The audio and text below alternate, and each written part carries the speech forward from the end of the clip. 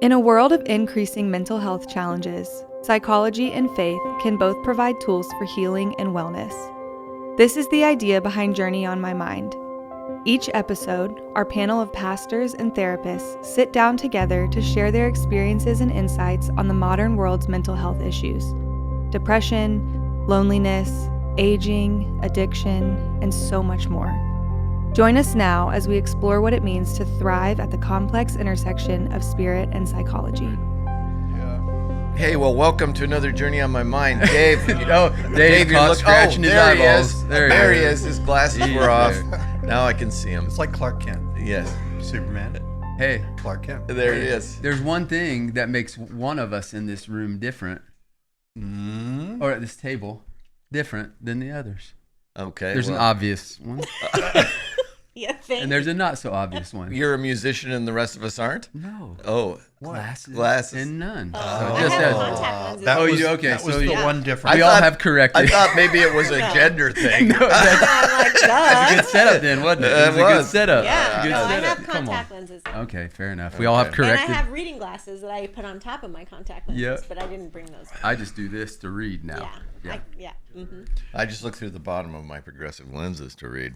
I get car sick with those kind of lenses. Yeah. See, Edwin, what you have to look forward to now that you're Yeah, deep we're in your doing. Yeah, 40s. this is We coming. just went into all the old people problems. Yeah. By the way, happy birthday, Edwin. Yeah. How's your bunions? They good today or different? Never, different. None of your business. It's a different thing. None of your business. Wait, which podcast are we doing? The serious. Oh, okay, sorry. The My all bad. bunion Where are we? podcast. Yeah, highly specialized bunion podcast. Tune in every Tuesday. Yeah, Niche. very, very, very. All right. Sorry.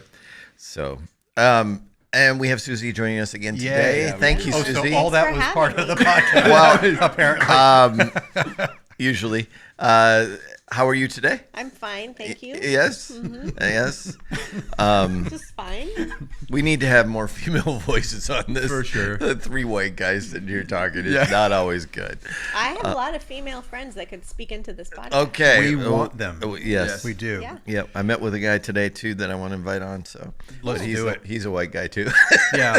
There's a federal law that all middle-aged white men must have a podcast. So we're just I'm just aware. following Since the law. pandemic, since We're just 2020, being that's, I'm good aware. citizens. That's all we're doing. We're obeying the law. that's right. We have a podcast. But we've had a couple of, we did a follow-up on forgiveness. We did a quick one on reconciliation. Yeah. And now we're going to talk a little bit about how personalities wreck relationships, right? Is Wreck relationships? Yeah. Wait, No, that's what? not it. No, we're going to talk about relationships as they relate to our personalities. No, Is no. Kev- Is Kevin taking- drunk? Yeah, no. I feel like Kevin is like. Dave, Well, you need to take charge. it's Okay, I'm 11. taking It's charge. 11. What are we doing today, Dave? Kevin, Yep. good to see you, man. And I'm not drunk. I've just been drinking. Yes, we're going to sparkling talk water. broadly about Enneagram, specifically about Enneagram, but we're also going to talk about personality and personality structure and all that stuff. Yes. And Cool. Should be Kevin good. is living up to his today. I am. Yeah. Right. So, And I brought my dog. I know, who weirdly hates me. By the way, Hates dogs everyone. love me. Except for mine. Dogs love me, and I love dogs. Yeah. I think we should all be dogs. The world would be so much better. And Lacey... Wait a minute. Who's drunk? No, Lacey hates me. I don't know why. I take it personally. She's a over little there. bitch. She is. Yes, she The is. one time that works. It's crazy. Yeah. She weirdly hates me, That's man. so funny. Yep. She lifted her head and looked at you when you said that. She picks a person, I've Yeah. noticed. Yeah. Does she hate you? Sometimes. All right. Yeah. Well, she There, hated me there when are days she's not in the mood for me. But like at our meeting we had the other night, she was here and she picked on Summer Friesen, who's like literally the nicest person The in the nicest world. human in the world. Yeah. Yeah. Yeah. And she hated Decided Summer. not to like She Summer. was That not- But then she was fine with Joy and everybody Yeah, else. but Summer, No. So it's like the identified villain. yeah, it's like Yeah. she picks the person she's picking on every. every day. That's like a little personality disorder thing. I've got to find somebody to be the I bad have guy. people in my family who are like that. Yeah. My extended Does it family. rotate? Does My it shift? extended family, yes. In my extended family, there were a couple of people who would choose the person that they didn't like. Wanted to get mad at. What's funny is she knows the sound of the Amazon truck or the Oh, it UPS pulls truck. up. I don't even know. I just know I didn't see it. I didn't hear it. Nothing. She's barking. I go, there must be a truck out there. Yeah. Sure enough, there. It's crazy. Loses her mind. It's a skill. Anyway. I don't She's have keeping any Kevin idea. safe right now. Oh because my, yes. Lori's out Very of town, safe. so Very safe. She's feeling like a Good. guard dog. Yes. Got it. Well, I have no idea what podcast we're in, I know, but I we're like going to it. just It's a soldier fun on. one. Here we go. Yes. We're Soldier. talking about the Enneagram, and there was a question before we even started about like, is this something that people know about? Is this something that people care about? I would say in Nashville and in other regions of the country, yes, a lot. So it is definitely a thing in certain sectors, right? It's not like it's not out there in sort of the larger community, but in certain sectors, particularly in church communities, it's a big thing. Would you agree? Yes. Okay. So I think what we want to do is talk about what the Enneagram is, Okay. how it sort of came to be, and then we'll talk about these types, talk about what our type, quote unquote, might be. Yeah. And then we'll get into the what's good about this, what's not good about it, all that. How does that Okay. sound? Yep. Love it. Is there a psychology behind it? Oh, yeah. Okay. Just a little bit. Teed that up for you. So helpful, Kevin. You know, So helpful. I'm here just to help. Yeah, you're here to help. Okay. I have no idea what's going on.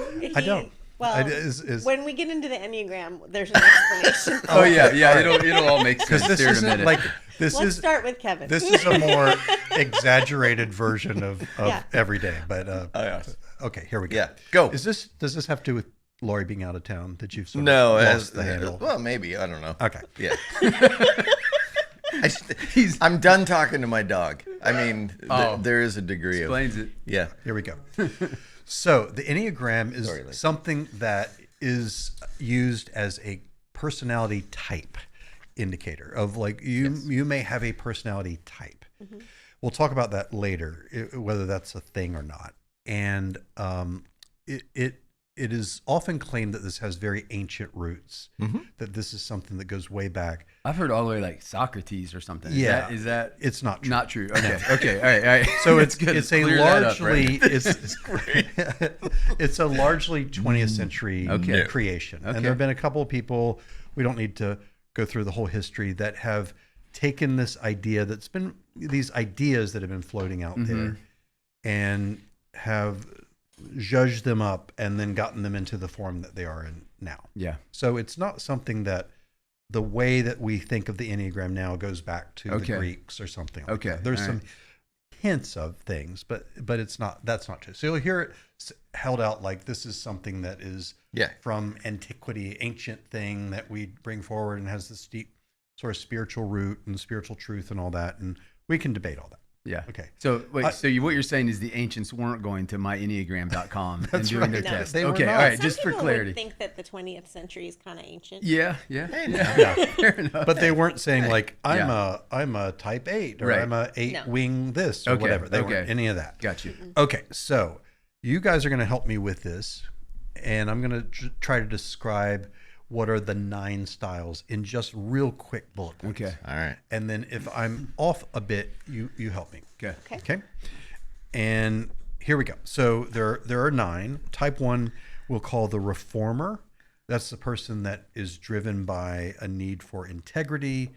They don't want things to be corrupt or wrong. That's their kind of primary drive. And we can talk more about what the questions that they would be asking in their head primarily. Yeah. Is that so far Yeah. so good? Yep. We're going to talk about that later.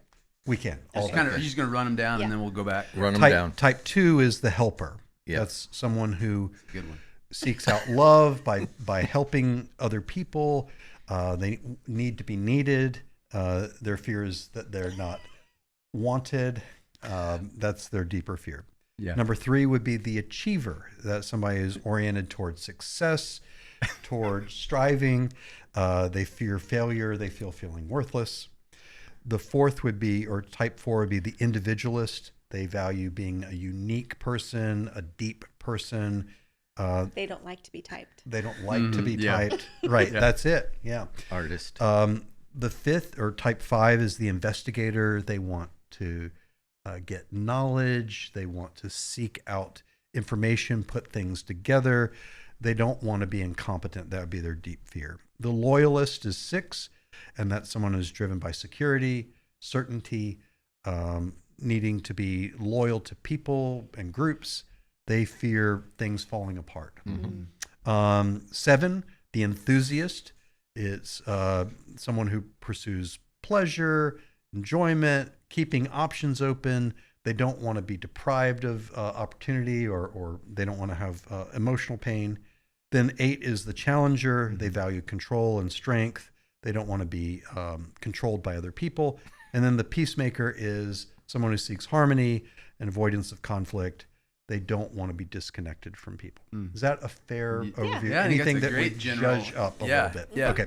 Yeah. So that was kind of me pulling together. Yeah. If we had to hit it as like one little bullet point. Yeah. Okay. So I expect that if anyone's listening, they're not, and they don't know the Enneagram, they're not keeping all 9 of those Straight. But if you have a sense of your own, speak it and then kind of define it again. Say it's type blank, and this is how I understand it for myself. Yeah.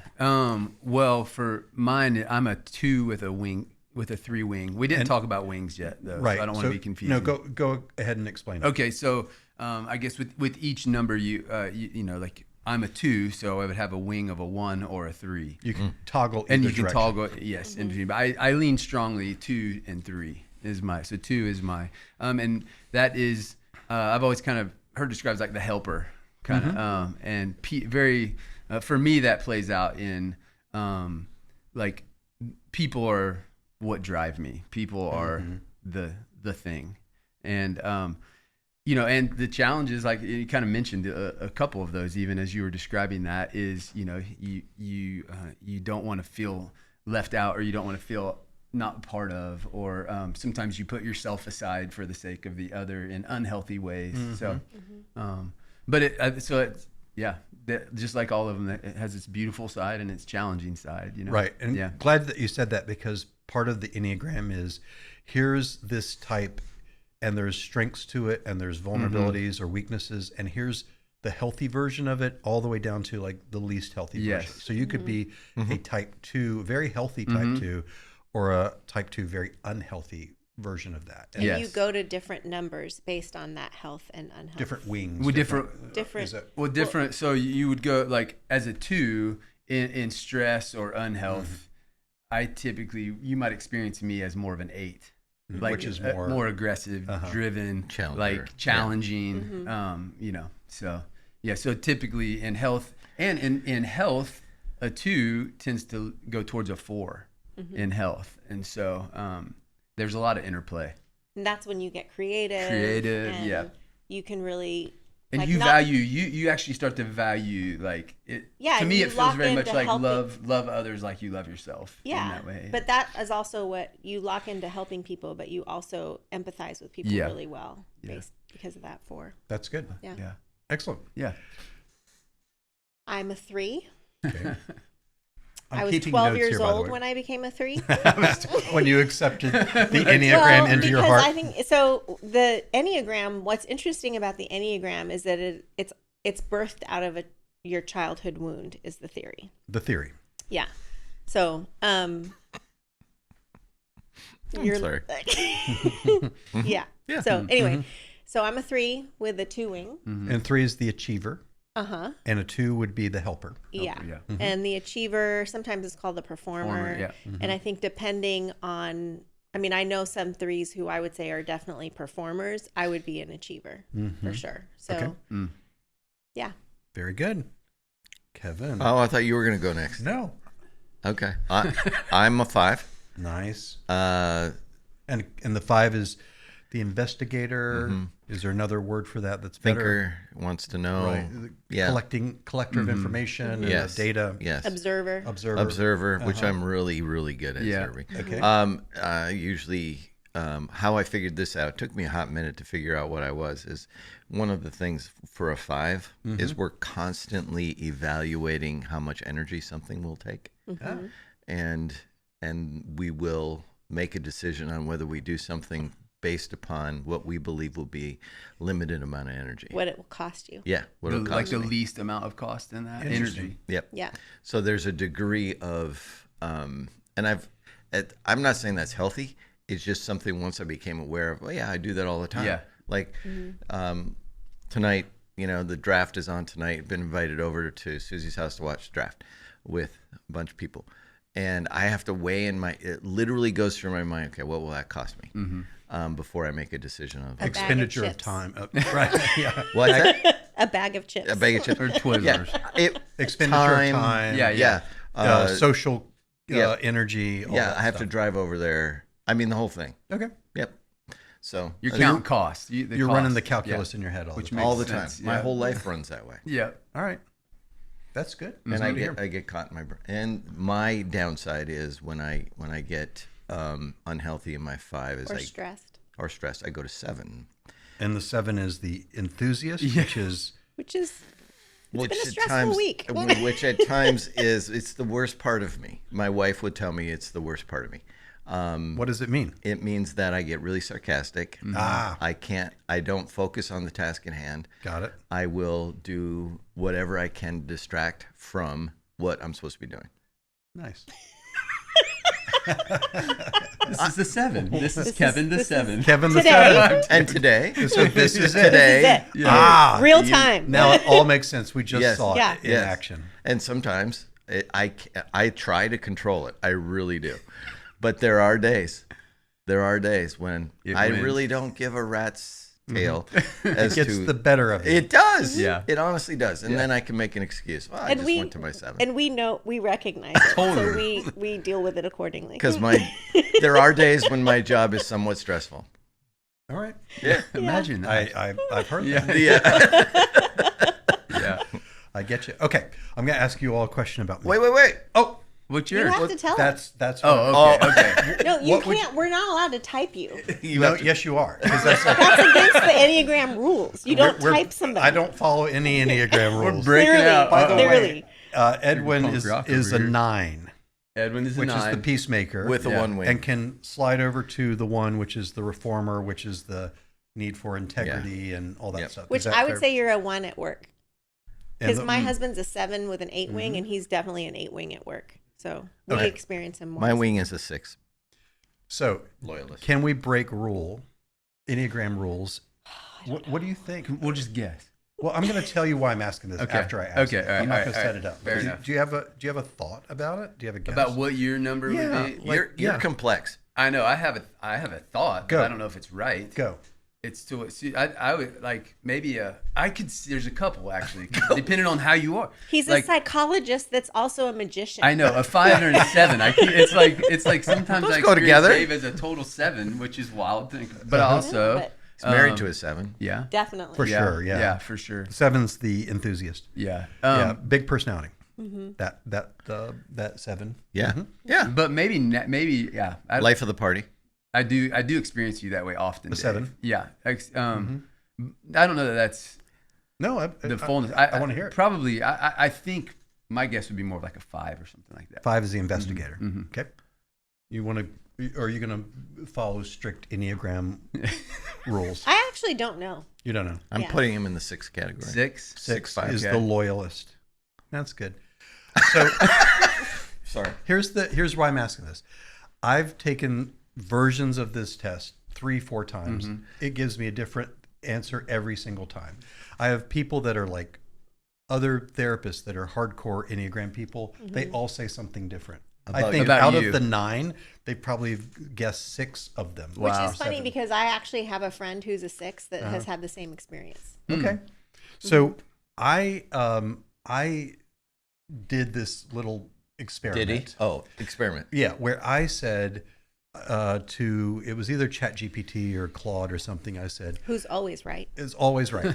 And I said, keep asking me questions until you're really sure.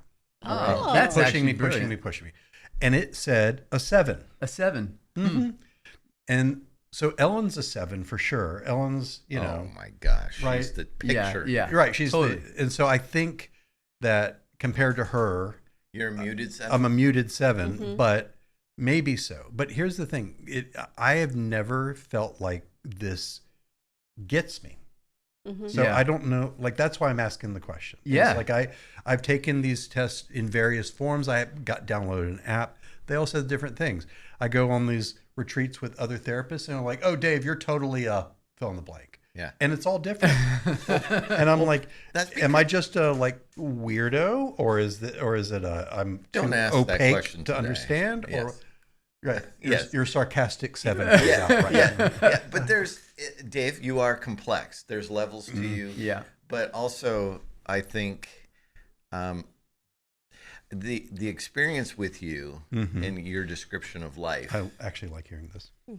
You do? Yeah, I do. I want to hear it. My experience with you is that you have a loyalty bent to you For sure. that For sure. is you walk through things with people that especially with your business and the thing that happened in North Carolina. I mean, it reveals some of the things about you that I think, but you also have this innate skill of investigation. You are, and you enjoy it. Which 7s go to 5. Right. Yeah. So he could be a 7. Well, like, or Well, that and a 5, 7, 6, 6 7. a but 7-6 would be a good answer. A 7-6 is very different from a 7-8. Yes. I'm 'Cause, not like, an 8. No. Yeah, but no, that's no, what I'm saying. No Like, 8 energy. Ellen is probably a 7-8. And Maybe. if you're a 7-6, then that would make sense that it would be a little different. Because like Tim Timmons is a 7-6, but Steve Lind is a 7-8. Okay. And they show up very differently. Yeah.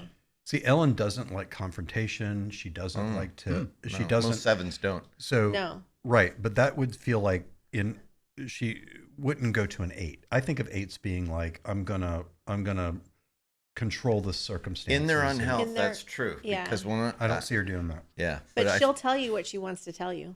Oh yeah, yeah. in no uncertain terms. But she's also very sensitive to not wanting to hurt your feelings. Yeah. Like Right. that's really Yeah. important to her. That's the nice part of a 7. Yeah. So I don't know. So That's interesting. Here's why I wanted to do it that way is because not just for me personally, but I don't know if there are other people that their experience of the Enneagram is like, I don't know.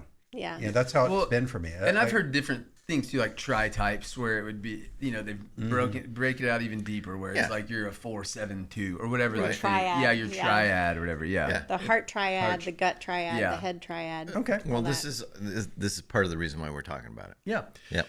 So tell me, for you guys, you're pretty solid. Sam, a 2, the helper. Suzie, a 3, the achiever.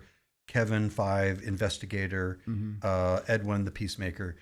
Why and how has this been helpful to you? That's, I guess, the heart of what we want to get to. Like, in what way is this helpful?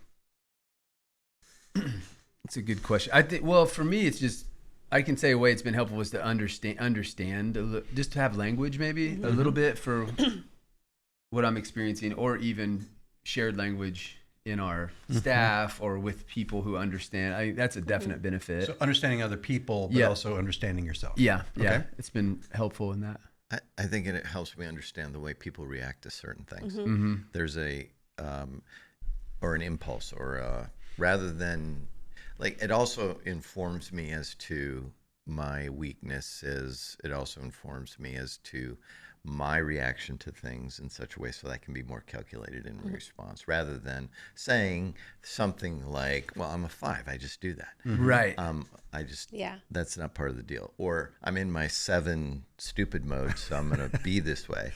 There is And we're going to give you space to be that way because we know what kind of a week you've had. yeah, but there's a degree of there's no excuse because It doesn't give you a pass. right. So, But it's not like I'm a 7, so I can be as cuttingly sarcastic as I want to be, or I'm an 8, so I can just lay you out. I feel like that's Right. the danger too, is that sometimes it's become the definer of, rather than a explanation of what we experience or see. It's like, I'm this, so now I have to behave, or I have to. Yeah. So I've seen that. Or gives you license, right? Yeah. Yes, that's what I mean. Yeah. Give you a license. I've definitely seen that. Yeah. I've definitely seen people who they feel like they get a pass to behave a certain way because that's just what an 8 does, or that's just what a 3 because they believe it's hardwired now and that they can't change or whatever. Yeah. So that's the downside. I actually had a really good session with my spiritual director about this a few months ago, because so my people pleasing as a 3 shows up in, it's not that I want you to like me, I want you to think I've done a great job. Okay. So I had this session with her, kind of trying to understand why, like when I teach, for example, I put myself through hell before I teach. I'm really unkind to myself through that whole week before. Unkind in terms of the amount of work, or just what you're saying to yourself? The things I'm saying to myself. Okay. I mean, I could tell you the whole process. It's pretty funny, but I torment myself is what it is. All right. And so I was trying to understand why I do that, because I don't want to do that anymore. And because I'm trying to be a good friend to myself. There you go. Dave. There you go. Thank you, Manon, my mother-in-law. Yeah. And I said that to her. I said, well, I know that I'm a 3, and so like doing things well is really important to me. And she's like, she's like, you don't get to just say that. And so she was nicer than that. Right. But she was like, why is that? Like, why do you want to do well? Like, what's underneath? What's underneath? Why? What's the underneath? And like, we dug and dug and dug, and we got to this place. Long story short, and I'm not going to tell you how we got there, but like, it was, I want to do well in this because I want people to have an encounter with Jesus. Okay. And I also know most people, when they have an encounter with Jesus, it's because they're suffering. And so there's this fear of entering into or causing suffering in the process of moving people towards an experience with God. So that's fair. Question. Yeah. Do you feel like for the last sermon you preached a couple weeks ago, do you feel like you were harsh with yourself in the process of getting to that one, or do you think you did differently? Since I had that session with her, actually, it's been really helpful. And so I'm doing different things to be kinder to myself. I'm saying before, leading up to, in the prep for that, were you still in that place of being harsh with yourself, or were you in a kinder place? Kinder. And what's interesting is, I think that for me was, you knocked it out of the park. It's interesting that was also the outcome of that too. Well, after so to your point of like, you don't get a pass just because you're a 3 or a 2 or whatever, because I spent that time getting underneath that, like I was going to take the pass, and she was like, no. And so because I took the time, like since then, I'm working out some things that are helping me not do that to myself. Yeah. And also like be okay with, I might not be great, and that's okay. It's not, So it's taking the striving out of it. Yeah, exactly. That's good. Yeah. I like that. Take the strive out. I love it. Yeah, that's real good. It's a good Any picture. other thoughts about why or how it's been helpful to you? Helpful. Yes. I'll say this, is that it helps me recognize when I'm in stress. Okay. You're like, oh, I'm in this mode. Yes. That's good. So yeah, I think this is very helpful. So I'm going to say some things. I want you to hear me all the way through, because I'm going to say some things that hot takes. Controversial. Among the Enneagram people, it'll be controversial. Not among us. But okay. And I say the Enneagram people that are like, there are people that are like, this is this is their thing. And I'm not trying to undermine that. Yeah. But I'm going to say this. So I'm talking as a psychologist now. All right? Because you're going to have to hear part A and part B of what I'm going to say. Part A is, if we're looking at this as something that is a framework that has these types and they really hold up, if you were to do research on them, do they hold up as types? The answer is that the research on it's really poor. It's weak. So again, I'll get to part B in a second. So when you're talking about assessing personality or assessing anything that measures something, you want two things to be true. It measures what it says it's measuring, and we call that validity. It's valid, and it consistently measures the thing that it thinks it's measuring. So we call that reliability. It's reliable. Yeah. So we have validity and reliability. Does this make sense? Yeah, totally. From a psychological standpoint or research standpoint, it doesn't meet those tests very well. It's not super reliable. So if you were to give this test to Kevin now and then Kevin 5 years from now, it might be a different thing. Kind of like what I was experiencing. Yeah. Doesn't mean that's true for everybody. There's some people that they could take it 20 times and they're all going to be a type 7 or whatever. It also is, the validity is measured as, is this type really a thing that's a separate thing from this thing? And that doesn't hold up really well either. They kind of blur and they merge, and that's where like the number lines where they right. It's like this 1 and this 3 or what. It's like, well, there's elements here and all that, and they kind of it gets murky. Sure. And so that doesn't hold up super well either. Sure. And then there's another thing called predictive validity, which is, if you took this test, could you predict that this is how someone's going to respond in this situation? Right. Not great. Okay. So that's part A. Sorry. That's great. But part B is, it actually can be a very powerful thing and tool.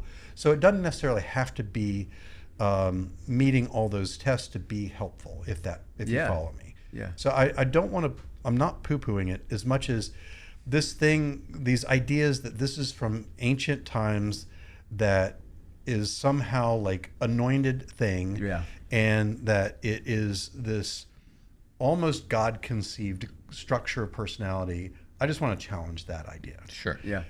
What I don't want to challenge is whether or not it can be helpful to people. Yeah, totally. So, I have a question. Can I ask a question right here, Dave, for you?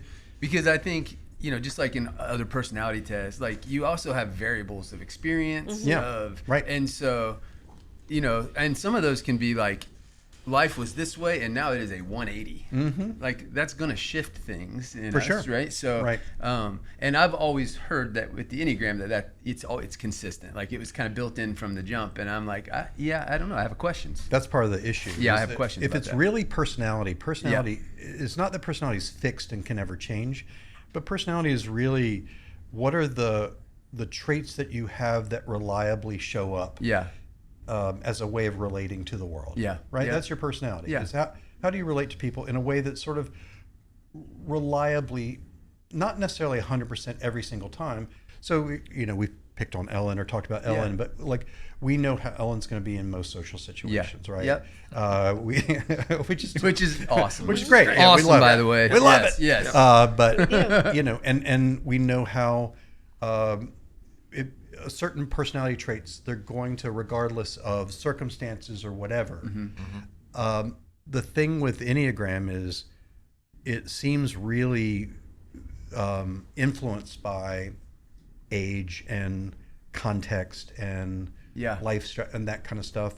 That's really part of what's interesting from like along the same lines for me, Dave, is like I've always consistently, whenever I've taken it, it's 100%. It's never been anything different for me. Right. But I know a lot of people who it's changed. It's changed a lot, or so. Well, is it also is it honesty in our response? Is it? Maybe, those kinds of variables as well. Yeah. What do I want to be? Yeah. I think it's interesting because, like with what you said, some people who are like quote unquote Enneagram experts, like certified Enneagram coaches, would say that there are parts of these numbers that are in all of us, right?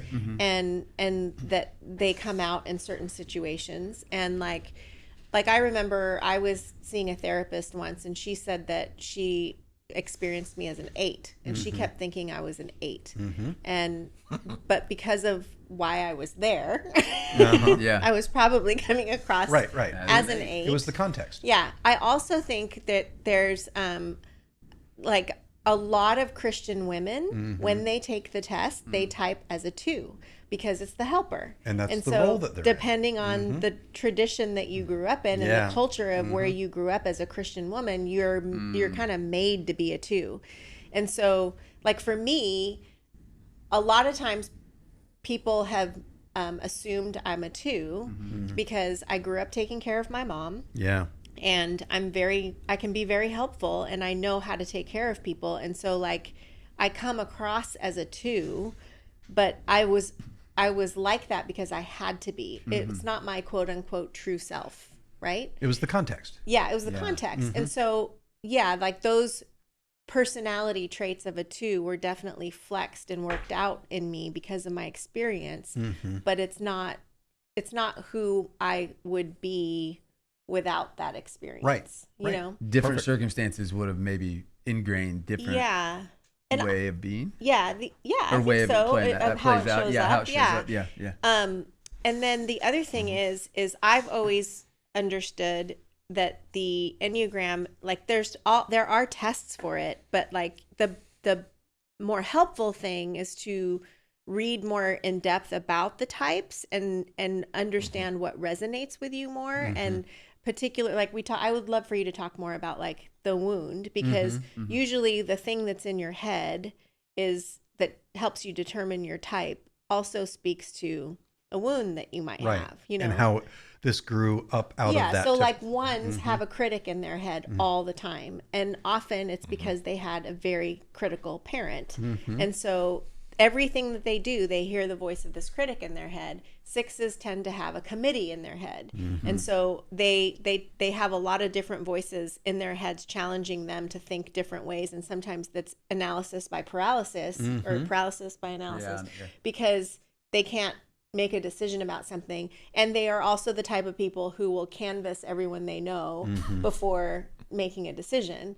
And that's a broad brushstroke. I'm not saying they're all like that, but like it is interesting to me how when you understand those things about yourself, it does help you understand how you're showing up to the world. And you know, like being friends with Kevin helped me understand that I have a son who identifies as a 5, you know, and I always thought he was probably going to be a 4, but as he's grown into adulthood, he's definitely showing up as a 5. And the whole thing with Kevin saying how he measures what it's going to cost him and how much energy it's going to take, that was like a light bulb for me in understanding my son, who I just saw as an introvert and like more complex than I thought he really needed to be. You know what I mean? Like, because that's what he's doing. He's constantly measuring. So I don't know, in those ways, I think it's helpful. And then you become passive.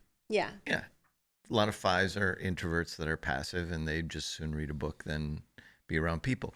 Part of that too, though, is I also learned to be an observer, and it goes back to the household I grew up in. Yeah. I learned that when I walk into a room, I want to know how it works. I want to know who's in charge. I want to know what's going on before I engage. And so. But that's interesting though, because in your health, you go to an 8, which is like not passive. Not passive. Yeah. That's right.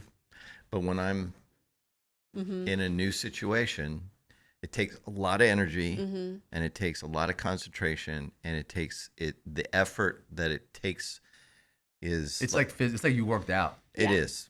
I get exhausted. Yeah, you get tired. And with that comes the I have an innate skill that I didn't know I had until I got older and I realized what I do. But I walk into a room, I can read a room really fast because I have to decide whether I need to engage or not. Yeah. And so I can read the room in a relatively short period of time. And if it's not an inviting room, I'll leave. Peace. And I can read a room really fast because I walk into a room and I try to ask the question, what do they need of me? Who do I need to be for these people today? Yeah. Yeah. We do the same thing. We just do it for different reasons. Right. Yeah. And that's actually one of the strengths of the Enneagram is like, what's the drive? What's the motive? What's the underneath part? Yeah. It's less helpful to be like a box that you put yourself or someone else in that then becomes fixed and static, and more about like letting you dig at what's underneath, why you do what you do. Right. Will you talk more about the wound thing? Well, I want you to. Not about your wound, but about just I mean that. Like, I'm not trying to dodge it. I think you probably could manage that part of the conversation better than me. Well, I mentioned to you earlier that the Enneagram is often like it's your childhood wound that forms the personality type Yeah. or whatever. And you said, you made a comment like, I don't know. That's what I wanted to speak about. Well, It's not just, giving you a just lot. for the reasons I've said, is because I think it has utility up to a point, and then I think we're hitting on some of the things I think we need to hit on, which is right. like the downside is when people get very concrete with it and say, this is me, and then that explains this, or this gives me a pass, or they lock in their personality to that. Like, when I'm not shifting, I'm they immovable fit now. to themselves they to fix it. themselves. Yes. Right. Yep. Which is, what would a 2 do in this situation? Or what is that?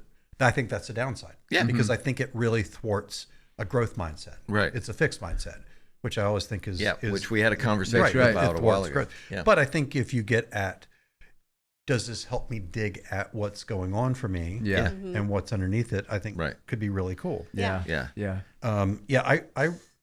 I wrote down these things. Again, this is based on my understanding of my best understanding. I think you, Suzie, you may have better, but like if I had to ask it as questions or as statements, like a reformer would be like, I've got to get this right because I can't make a mistake. Right. Perfectionism. Yep. Right. The helper is, I have to earn love by being helpful or indispensable to other people. Yep. The achiever would be, my value comes from what I accomplish, and how other people view me.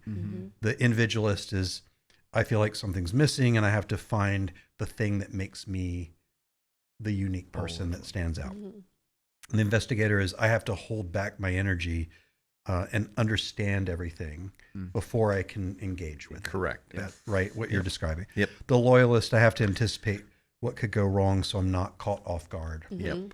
The enthusiast, I need to keep my options open, stay ahead of pain. Interesting. The challenger, I'm not going to be controlled. I'm not going to be vulnerable. I have to stay strong. And the peacemaker is, it's better to go along than to risk conflict or disconnection. Right. Yep. Does that sound right? Yeah. That's That's good. right. So you that's can good. you can infer the wounds from that, right? For sure. Any more thoughts about the wound aspect of it or that idea? I like what you said about it's helpful to recognize that and then be able to get underneath it, and then it can be something that helps you get curious about why you might be behaving a certain way or feeling a certain way, and it's interesting, like as you grow and grow older too, how that morphs, because like I would say in my 30s, and a lot of people in their 30s feel like they have something to prove, right? But I remember feeling like I was always having to prove myself and always having to be really good at what I do and, make myself indispensable. And there were a number of factors for that, not just my personality type. But now I'm in an environment that's different, and also I'm older and I don't feel like I have anything to prove anymore, and I'm okay with not being what you need me to be, But I think that comes with maturity. It also comes with working out your stuff, right? And like that type of thing. But at the inside of me, like deep inside me, I know, like, if we have this conversation all the time about like excellence versus, faithfulness, and I definitely think faithfulness trumps excellence, but I like things to be done well. And has that evolved? Would it have been flipped before when you were younger? Yeah. So it's evolved. Yeah. Right. Yeah, that's cool. Yeah. I think it has. I want to talk a little bit as we wrap it up to what some of the other benefits of this way of thinking are. But as you can tell, I just don't like things that get people in a more fixed mindset or are so concrete that then they try to fit things into this. For me, I sometimes call it the horoscope phenomenon. Like a lot of people do. You could read a horoscope and you're like, that's me, right? Totally. I mean, we could put random words together almost, and it's like, and so there's an element to, if you read any of these types, there might be a quarter of the things or a third of the things that you would be like, yeah, I feel like I'm really loyal to my friends. I feel like I'm really this or that. Yeah. And it's like, well, that's kind of just sort of Being human. generally true. Yeah. Yeah. But I don't think that's at its best. I don't think that's what this is doing. Totally. Right. I don't think this is Right. what I just am putting that out there to push away from it. Right. So I think a couple benefits. One is that unlike other more static or stale personality tests, I think this helps with creating a better narrative for people. It connects with personal storytelling, and narrative identity. Yeah. I think that's really cool. I think that's why I've been fascinated by it some too. Yeah. Right. And That it makes gives a lot you of sense. language, like for a team or Yes. a family, it gives you a shared language. It's been great just for Angie and I in our marriage, just to understand each other better, you know? As a tool in that way. So. Yeah. We've talked a lot from the psychology standpoint. I think we need to revisit this from a spiritual standpoint, probably in the next episode. Yeah, Yeah, we absolutely. can circle back. The other two things I'll say in terms of benefits are, one is what we're talking about is the motivational depth of it. If you the one personality test structure that holds up, we've talked about before, is called the 5-factor. It's OCEAN, OCEAN. I remember that was a good episode. It's great, but it also is very kind of clinical and cold in a way. And it's like, these are the 5 traits, and you're along a continuum of these things, and that does hold up from a research standpoint. But it's not as great as it doesn't create a narrative, and it doesn't really necessarily speak to motivational pieces. And this does. This gets under like the why, what's going on, and then I think it also helps people at its best be introspective and self-reflective in a healthy, good way. Yeah, for sure. Yeah, for sure. Yeah. Yeah. Yep. So this is, to Kevin's point, we're talking a lot about the psychological parts of it, but this is widely embraced in Christian communities. It is. It And is widely embraced. I do think, And also shunned in some. Yeah. is it? Yeah. See, I don't hear that as much. Yeah, and Well, some Christian communities would say it's evil. Evil, yeah. Oh, Yeah. really? Or like the horoscope or Why? something. Because it has the little. Probably. It Depends has on a star-looking shape or something. Yeah. I don't know. I know that I would say that's. Well, dumb and in too. Nashville too, like it's this is where it kind of hubbed out of. I think this time, and so around here, there's you hear about it often, but maybe not in some of the other reaches of it. Well, I lived in Charlotte for 2+ decades, and I heard about it. You heard about it a lot, yeah. There are a lot of therapists there that were big into Enneagram. It tends to be stronger in the counselor community than in the psychologist community. Okay.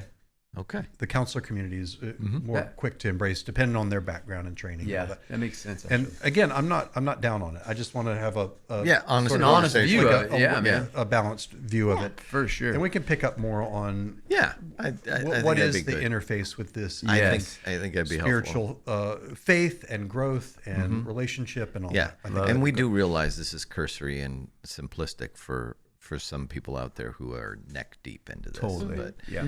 but it is worth a conversation about how it intersects. Open it up a little Yeah. broader. Only to if people maybe Suzie- haven't heard. Yep. Yeah. only if Suzie can come back. That's Actually, right. I have an idea for someone that should be on here instead of me. We can talk about it after. Oh, Maybe Top secret. you With bounce you. me and With keep you. the two of you. No. yeah. No, we can. All right. All right, that's good. Hey, we got through. We did. Thanks for listening to this episode of Journey on My Mind. If you enjoyed it, please help us spread the word by leaving us a review and sharing it on your social media. Journey on My Mind is a production of Journey Church in Brentwood, Tennessee. Edwin Rivera III is the show's producer, with technical assistance from Randy Hansen. Grant Opperman edits the show. If you have a suggestion for a future topic or a question, you can text us at 615-861-9503. And if you would like to talk to someone about spiritual or mental health issues, you can email our care pastor, Sam Barnhart, at sam@journeytn.com.